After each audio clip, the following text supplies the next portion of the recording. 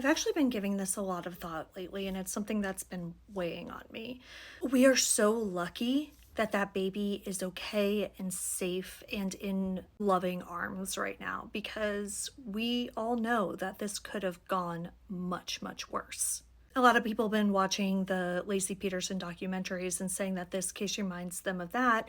And I see it, but to me, this has always been more of a Chris Watts kind of situation.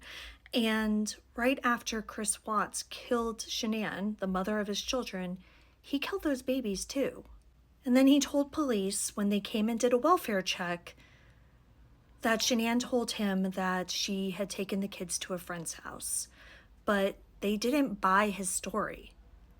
The Manassas Park Police apparently bought Naresh's. Chris Watts killed his family on August 13th, 2018.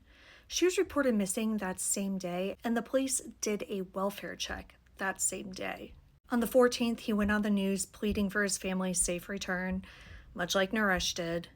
But by the 15th, police had him in the station for questioning. That is not what happened here.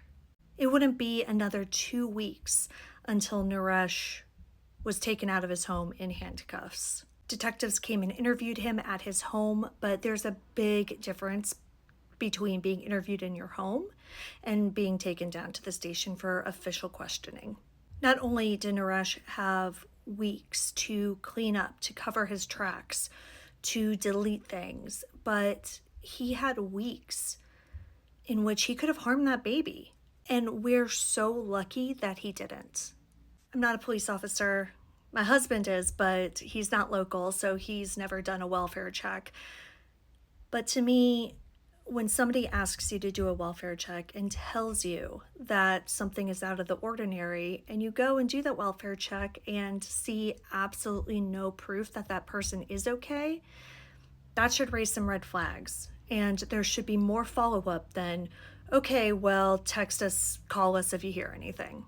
Even after the public outcry in Mamta Kafle's case, it took 2 weeks for a physical search warrant of the home to be issued. Yes, in that time, they had already executed multiple other search warrants, including, getting phone records, CCTV footage, bank records, and that's fantastic. I'm not saying they weren't doing anything, but the fact that that baby was left alone in that home with this man and that he had so much time to destroy evidence is a problem.